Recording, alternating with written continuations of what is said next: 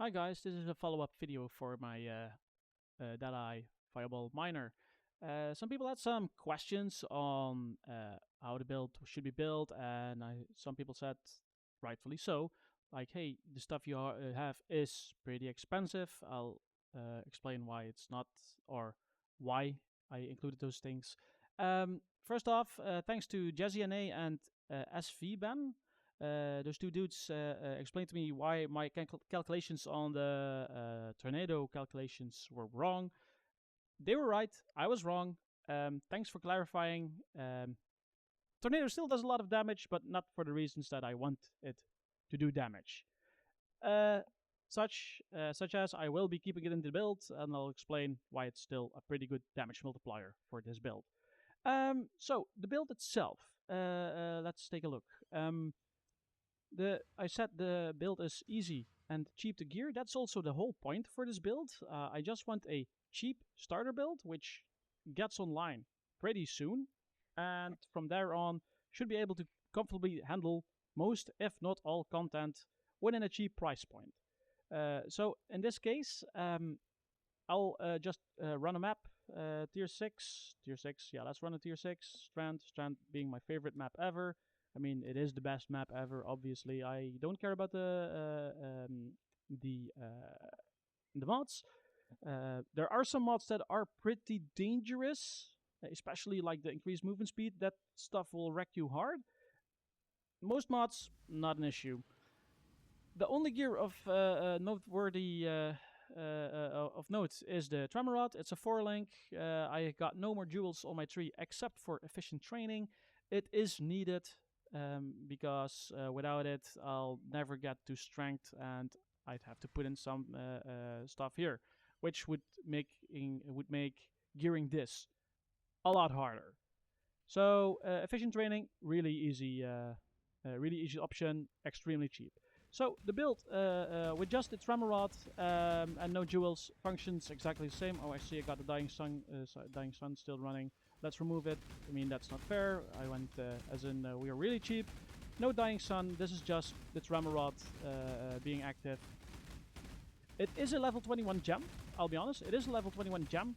But then again, I bought a level 21 gem on the first day for 5 chaos. So if that's going to be too expensive, yeah, I don't know if that's how I can overcome that. So yeah, build basically still functions the same. This is tier 6 on a 4-link, pretty easy. No blocking map mods, no nice stuff going on the map either. So it's just rushing. And yeah, already at the boss. And 10 monsters remaining. So yeah, the clear is still very, very good on the price point. Hey, why are you guys taking so little damage? Oh yeah, they got more life. They had more life. And I had less cooldown recovery rate. So yeah. It still works. So the main thing is you're going to be hitting with a lot of fireballs. That's all this build does.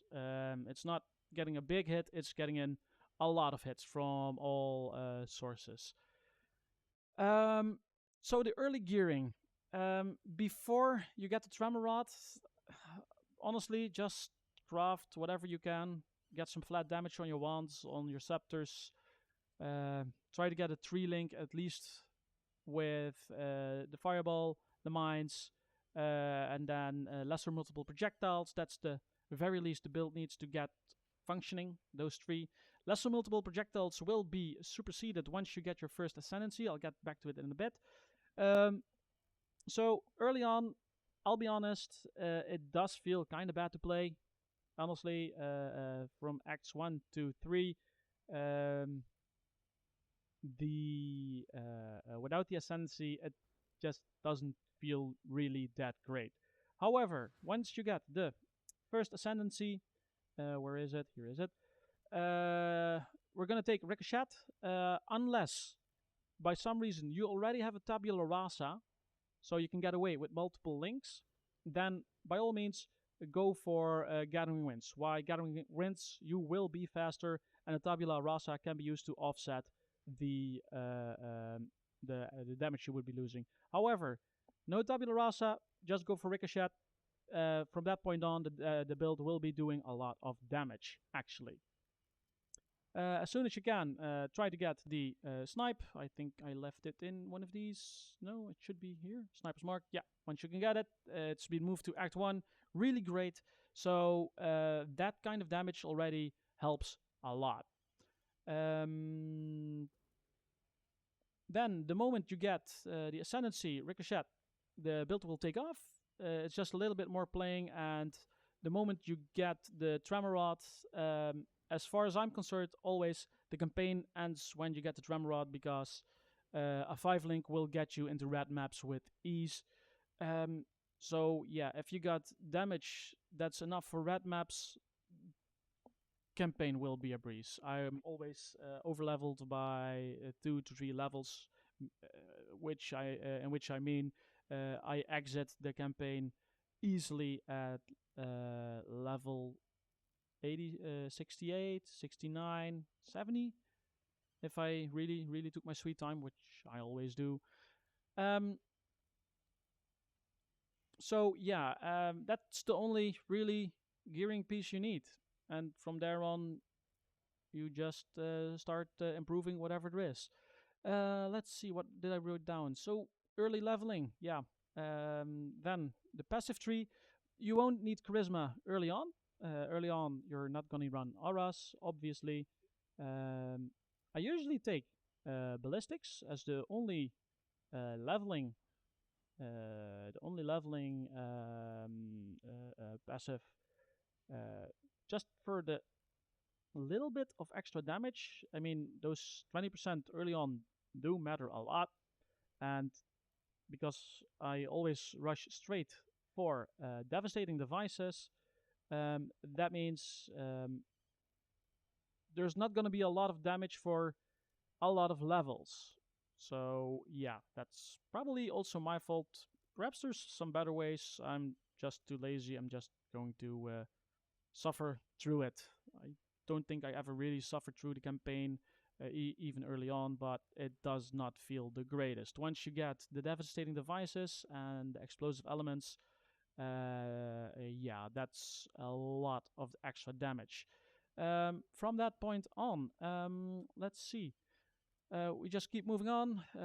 Grab what you can, what you need, where. Don't forget to pick up life, obviously. At some point, you're going to notice, hey, I'm getting hit a bit too much. Once you start getting the links, the charged mine support is an incredible damage multiplier. So once you are able to fit that one in, certainly do. Also, with the second ascendancy, the 2 additional projectiles, that means you can actually drop lesser multiple projectiles, and now instead of a damage reduction, you can put in a damage increase. Usually trap my damage support or anything have at you. Do get the fire penetration support as soon as you can, as this simply helps with all the stronger enemies.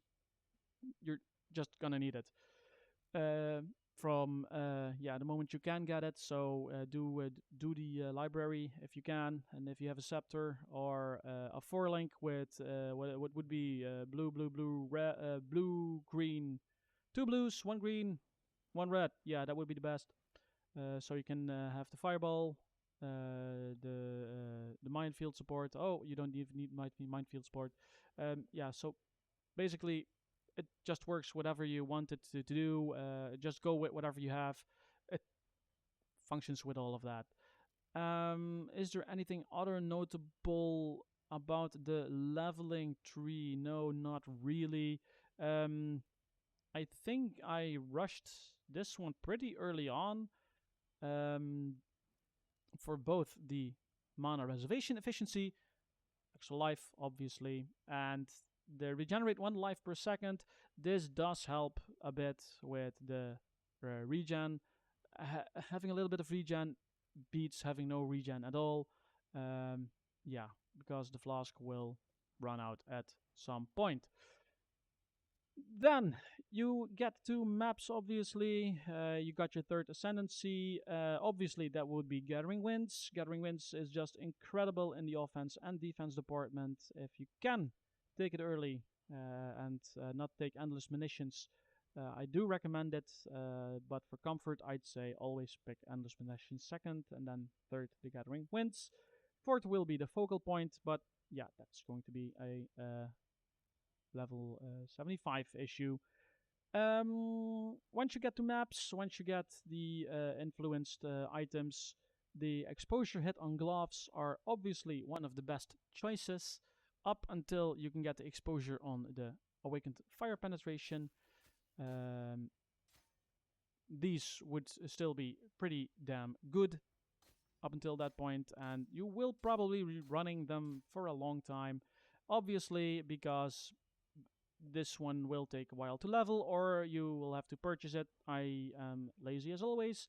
I purchased level 1 and just stuck with it. That means you'll have to use exposure gloves for a bit. The main damage for this build would be the leadership's price. And now that I think about it, yeah, I never fixed my fireball, so I didn't actually have the right fireball, which would be the one that has increased damage with other ailments. I know, it's totally bad, but it is what it is. Um, let's see. Yeah, so this is just a standard fireball. It's just a bit faster. The divergent fireball, I don't have it. Grants additional effect with non-damaging ailments, which helps with the leadership's price, the conflux, the brittle, the sapping. It helps a lot actually, and frees up your critical mastery, which would be here. Which now I have to take it on the tree. It would save you this passive point. Again, I didn't take it because, well, yeah, scuffed leak for me. Dying Sun. This is one it's a bit more expensive to pick up. Obviously, especially early league, and if you want to get a well rolled one, it's going to be even a bit more expensive. I think I bought this one for 50 chaos. It's still not too expensive, but early on when you're hurting for chaos, it's going to be not the priority to get. Most priority would be this one. Get a scuffed one. Um, Scuffed, they're really cheap, and once you can afford a better one, upgrade it from that point on.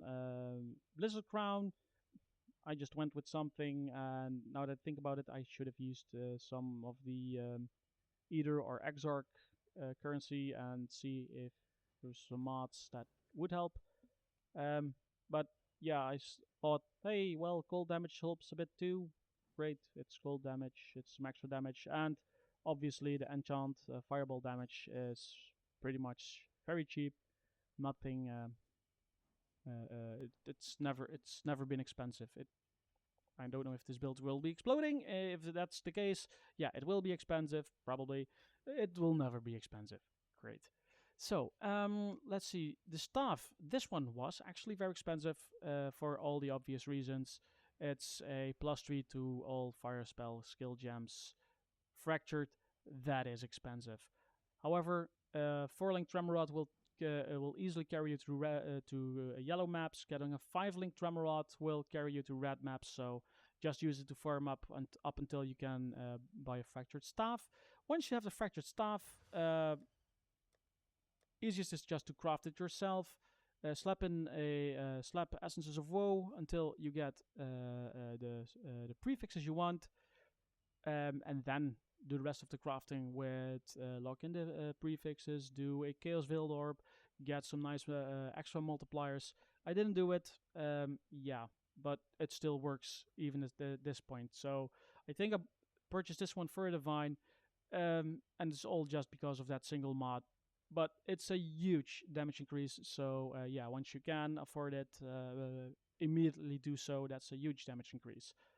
The body armor, just get whatever you want. Again, it doesn't really matter. Whatever you can take is good. I did some thinking, and I suppose getting the Gravicious mod is just one of the best for this build because physical damage will hit like a truck because there's no armor in any regard on this build. So yeah, getting a little bit of physical mitigation is always good. I can run any rings I want. So here I put Inventor's Gamble. Hey, it's rarity, and with the rarity flask and a culling rarity, that's nice. I'll get back to that later. Um, so yeah, the other ring I usually use to fix the attributes for the leadership's price. If you got it really close, if you got really close with both, you could actually try to use the crafting bench and use this, but only if it's within this acceptable range. If not, you'll have to use trade and get one with the exact attribute you need. Um, that's always going to be a hassle with leadership's price. No way around it. But yeah, I'll take that for granted. The belt, again, self-crafted. Just start slapping essences of zeal on the belt for the trap and mind throwing speed. Trap and mind throwing speed is actually very, very good as a statistic for this build. So please, yeah, where you can get it, please build it. It should be on my helm. It's not. Again, yeah, I should have done that probably.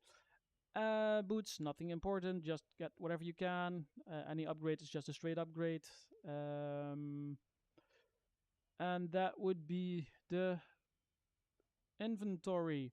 So let's cover the jewels. There's an possible escape for Lady Shade. Lady Shade is not as popular as the Ghost Reaver. They're very close, actually. The Ghost Reaver cannot take written in blood, if I'm not mistaken, or it can. I'm not sure. Lady Shade can for certain, but Lady Shade cannot take the devastating devices, explosive elements, and the volatile mines. This one is popular for a reason. It's rightfully so. However, I believe in being cheap, as always. So, yeah, I'm gonna take these ones because these are actually also very, very good. Especially this one, as you will be detonating mines recently. Yeah, you're going to be having this capped always. There's no situation wherein this one is not capped. I really hate that it removed it here, but I can accept it because it is actually pretty damn strong. Let's see. Yeah, inspired learnings. They're not as expensive as they used to be. I think I bought them for about 90 chaos a piece, so they're not as expensive as they were a couple of leagues back, where they actually were lots of exiles or divines have at you. One is nice, two felt even better. I ran with one a lot of the time, and then a friend said, "Hey, you should try two." Why? Because it's mini headhunter. Okay, let's try it. And actually, it does feel kind of nice. So it is a mini headhunter. It's not the most expensive. It's not required at all. It just works a lot better. Then, yeah, some cluster jewel. I hate using cluster jewels, but again, the trap and mind throwing speed, very good. Increased movement speed, very good, and the detonation speed. Detonation speed being a very big stat, a very big damage number. I'll explain in a bit. And that would be it. Yeah. So here's just one of these. You cannot be maimed. Yeah, nice. I should have also gotten one with maimed and hindered, but yeah, that it is what it is. So the mine detonation speed. Let me show you for a bit. I'll remove it so you can actually see why the mine detonation speed is actually pretty important. So this is the mine detonation speed without any form of detonation speed, and it has a pretty slow explosion speed. So even if the pot of building would be saying, yeah, you're doing a lot of damage, actually the mines are not exploding in time, and that will actually hurt your damage output by a lot. Having a lot of detonation speed increases the damage output also by a lot. Detonate mines, the skill gem, also increases the detonation speed. making sure that the amount of explosions going off, the amount of mines that are being detonated, be a lot more. I can highly recommend using this specific gem so you can actually raise the damage output by a significant amount. Also, that's the reason why I got the volatile mines. It's simply there for the increased detonation speed. 3 mines, also very nice, helps with the high impact mine, but the detonation speed really helps increase the damage output. Do I have something else covered? Yeah, so the tech for the tornado. The tornado, yeah, as mentioned before, those two dudes, Jesse and ESV, Jesse NA and ESV ban from Reddit. Thank you for explaining that my calculations were way off. Um, they corrected me on the part that the split projectiles from the sniper's mark were actually hitting the tornado, which it did, but after be hitting the tornado, it will not hit the enemy anymore. That's sad, but yeah, it is what it is. So the other part for tornado, which is that I use it for bossing damage, remains true though, as in the reflects 10% of damage taken to enemies up to 20 times. Well, if the tornado is on top of the enemy and sniper's mark is on top of the enemy, that means that each single fireball will be causing one hit, will be causing, I think, 5 hits per single fireball, and that's if a single fireball hits. And yeah, this thing will be stacked. So 200% of the hit damage of the fireball will be reflected in the tornado, which actually is a lot of bossing damage. And if it's bossing damage, of course, it's going to be rarity support. Let this tornado pick the kill, and of course, some Culling Strike. Culling Strike, always nice to have. Spell Totem, so it will be kept in a summoning stage, because, bosses move out of the tornado a lot. So, and having to manually cast tornado is actually pretty much a hassle. Manually casting the tornado is just not an option. I mean, look at the summoning time. Yeah, I can't afford to keep doing that. So, yeah, summoning totem, put it down. It'll go ham with tornadoes on the enemy, and it's going to be a nice fire bath. Cast on damage taken. Frost shield. Actually, frost shield should not be on there. I usually take frost wall.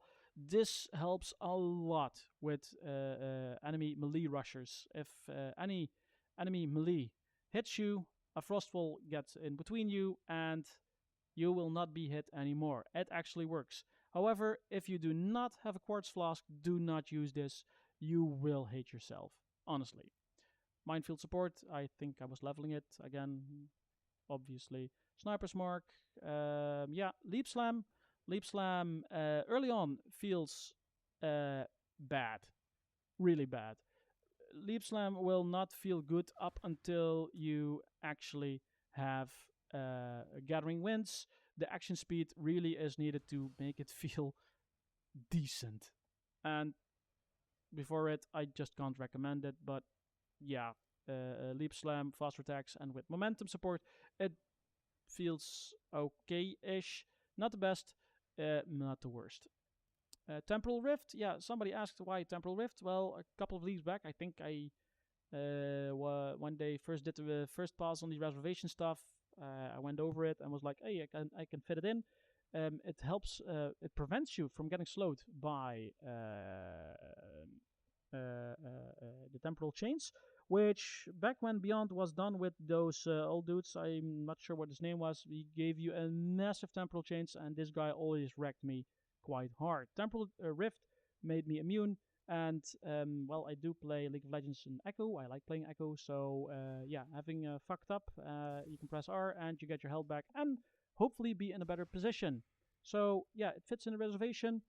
It gives me, in my playstyle, a nice defensive option. I like it. but yeah, it's I mean it's a light reservation. It's not that much. Um, yeah, you can use it. It doesn't have to be used. Anomalous bear trap, just some more damage. Cost 1 damage taken, immortal goal, obviously. Grace aura, obviously. Um, so that's basically just about it. The charged mines, yeah, I'll go for the main link too. Um, basically, the link would be Fireball, High Impact Mine, Divergent Charge Mines, Minefield Support, Awaken Fire Penetration. These fives will be the most important on the end game builds, with the sixth one being whatever you want. I go for the Trap and Mine damage support, obviously. Yeah, it's just going to be whatever you want. There could be others, perhaps increased damage support, increased critical strike damage. I don't know. I'd have to check the numbers if it's better at this point. But at the point I actually slotted it, this was the best. This was the best option. Um, do I have anything else left to cover? The ascendancies, the gear projection, the gems, the total price. Yeah, so the total price should be not that expensive. This being one of the most expensive parts, and the two inspired learnings being pretty expensive. Obviously, the Impossible Escape is always going to be expensive, but this is a lot less expensive than the Ghost Reaver. Um, let me take that one too. That might be important. Yeah, just a simple jewel. Dying Sun. Early on, not as important, but it's a real feel-good item when pack density starts ramping up hard. So yeah, that I can always recommend getting it as soon as you can. Leadership Spice should just be the focal point. Then is there anything else left to cover? Yeah, you could swap out Fireball for the Divergent Fireball. I think I mentioned it before. And that would be it. So yeah, I can run another map. I can close the video with this. Let's run another map. So yeah, so people can see. Hey, it's not just a random fluke or something like that. I suppose I got some strands left. Yep, strand up. Let's go. And as I mentioned before, I really don't even care what the mods are. Let's just run the map. This build is all about all can go. All can go, all can go. I did not set up this properly. Ah, I screwed up. Yeah, I didn't take the right one. Right. Yeah, that should be fine. So yeah, you'll die a lot. This build is squishy. It's squishy. It's going to be and remain squishy. And from that point on, yeah, just walk, right click, walk, right click. That's it. It's always walking and right clicking. No hard tech required for moving around. If you get into trouble, press R. I should have done that before, but yeah, I panicked. I mean, who doesn't panic in this game? Oh, more strand maps, nice. I hope I get some nice stuff on the map, but it seems this is going to be a boring map. Nothing happening out of interest. Yeah, so if there's any questions, let me know. I hope you'll have as much fun with this build as I always have.